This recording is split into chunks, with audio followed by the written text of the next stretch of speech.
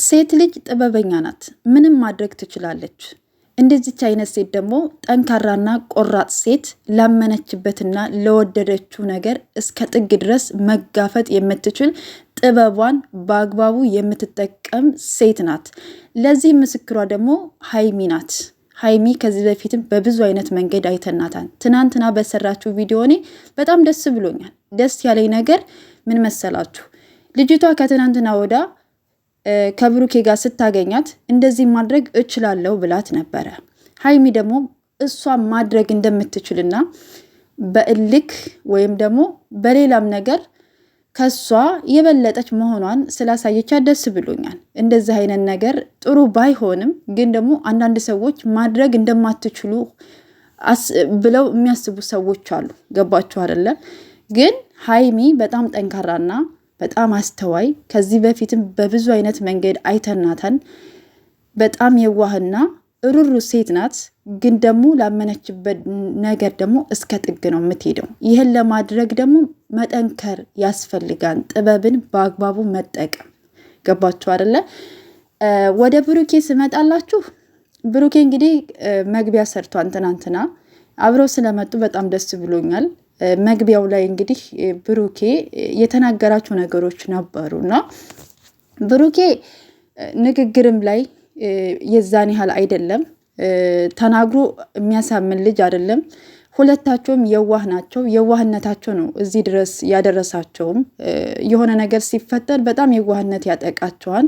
በሆነ ነገር ላይ ቆራጥ አይደሉም እንደምታውቋቸውና ይሄ ደግሞ ስጦታ ነው። ምንም ልታደርጉት አትችሉም። ከላይ ከተሰጣችሁ ተፈጥሮ ነው። ግን ደግሞ አንዳንድ ጊዜ ህይወታችሁን እያበላሸ ከመጣ ደግሞ ግዴታ ደግሞ የኔ ችግር ምንድን ነው ብሎ ችግሩን ማስተካከል ደግሞ ጥሩ ነው ብዬ አስባለሁኝ። ብሩኬ ያለውን ነገር ለሀይሚ ለማስረዳት ለመታረቅ እንደዛ ነው ሀሳቡ። ግን ከሆነ ይሁን ካልሆነ የራሱ ጉዳይ የራሷ ጉዳይ የሚባል ነገር የለም።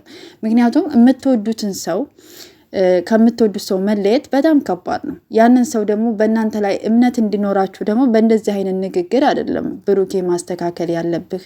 ምክንያቱም እኔ ጋር ከሆነች ትሆን ካልሆነች ምናምን ጭቅጭቅ አልፈልግም ምናምን ብሎ ለውሳኔ መቸኮል፣ ሌላ ነገር ውስጥ መግባት አግባብ አይደለም ብዬ ነው የማስበው። እልከኝነት ደግሞ እልክ ውስጥ አሁን ገብተዋል። በቃ እንግዲህ ልጅቷ 3 ወር ነው የቀራት። እንግዲህ እስከ 3 ወር እንግዲህ እንደዚህው በእልክ መጨረሳችን ነው ማለት ነው። እና ታውቃላችሁ ከነሶስና ጋር እንግዲህ 2 ወር ሙሉ ነበረ ሲጨቃጨቁ የነበረው እና አሁንም እንግዲህ መቀጠሉ ላይ ቀር ነው ማለት ነው። እና ግን ሁለታችሁም እንግዲህ ነገሮችን በእልከኝነት ባታደርጓቸው፣ ነገሮችን ቆም ብላችሁ፣ ምክንያቱም በዙሪያችሁ ያሉ ጓደኞቻችሁ ራሱ እንዴት እንደሚያስቡ እኔ ራሱ ግርም ይለኛል። ግማሹ ደጋፊ ነው እንደዚህ ይሆን ተከፋፍሎ ማለት ነው። ጓደኛ ማለት ለሁለቱም ጓደኛ ከተሆነ ለሁለቱም እኩል ፍርድ ነው።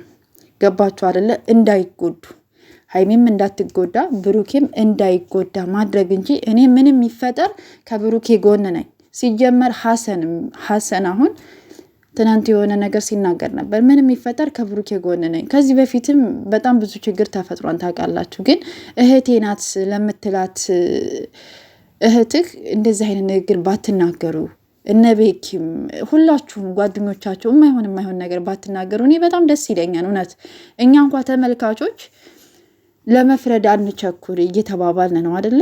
እስኪ መጨረሻቸውን አንዱን ደግፈን አንዱን ወደን አንዱን አንጥላ እየተባባልን ነው አደለ? በጣም ብዙ ልጆች ትክታክ ላይ በእነሱ ጉዳይ እኮ ብዙ ነገር እየተዳረሱ ነው። ስለዚህ ነገሮችን ሰከን ብላችሁ እንደ ትልቅ ሰው ብታወሩበት፣ ብትነጋገሩበት፣ ነገሮችን ለማስተካከል ብትሞክሩ፣ ያለውን ነገር በግልጽ ብትነጋገሩ። ብሩኬ አልጋ ቤት ማምጣትህ እኮ ነው ችግር የፈጠረው። ድጋሜ ምንም እኔ ንጹህ ነኝ ምናምን እሱ ለአንተ ነው ብሩኬ፣ እሱ ንግግር ለአንተ ነው የሚሰራው እንጂ ለተመልካችም ሆነ ለሀይሚ እሱ አይነት ነገር አይሰራም። ምክንያቱም እንኳን ሀይሚ እኛ ምን ልናስብ እንችላለን? አልጋ ቤት ቀጥሯት ነይ ሲላት ምንድን ነው የምናስበው?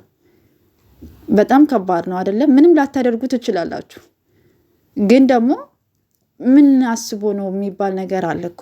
እንዴ ለምን ውጭ ላይ አላገኛትም የሚባል ነገር አለ እኮ። ብዙ ነገሮች አሉ እና አንዳንድ ጊዜ በየዋህነት የምታደርጋቸው ነገሮች ብትቀንሳቸው፣ ነገሮችን በንግግር ቁጭ ብሎ በማውራት ግዴታ ካሜራ ብቻ እኮ አይደለም ነገርን የሚፈታው። ከካሜራ በስተጀርባም እኮ ማውራት ትችላላችሁ። ሁለታችሁ ሀይሚን ነይ ብልሃት ልጅቷን ነይ ብላችሁ ከካሜራ ውጭ ማውራትና መፍታት ትችላላችሁ። ግን እናንተ ስራ ስለሆነ የያዛችሁት እንግዲህ ምንም ማድረግ አንችልም እኛ። ግን ብሽሽክ ባታደርጉት፣ እልክ ውስጥ ባትገቡ፣ እኔ ብሳለሁ ባትባባሉ ሁለታችሁ። ምክንያቱም ከዚህ በፊት ብዙ ነገር ከባለፈው ነገራችሁ ብትማሩ እኔ ጥሩ ነው ብዬ ነው የማስበው። ነው አንዳንድ ሰዎች ደግሞ ሴቱ ናችሁ በሴት ላይ አትፍረዱ። የሴት ልጅ ስብራት፣ የሴት ልጅ መከዳት ከባድ ነገር ነው። በነገራችሁ ላይ እንደምታስቡት አይደለም። እና እባካችሁ ነገሮችን እስከ መጨረሻ ውስጥ ሰከን ብለን ብናያቸው ጥሩ ነው ብዬ አስባለሁ። እና ሀይሚዬም ገና ደርሷል። ነገሮችን በንግግር ፈታችሁ ብትመጡልን እኛ በጣም ደስ ይለናል ማለት ነው።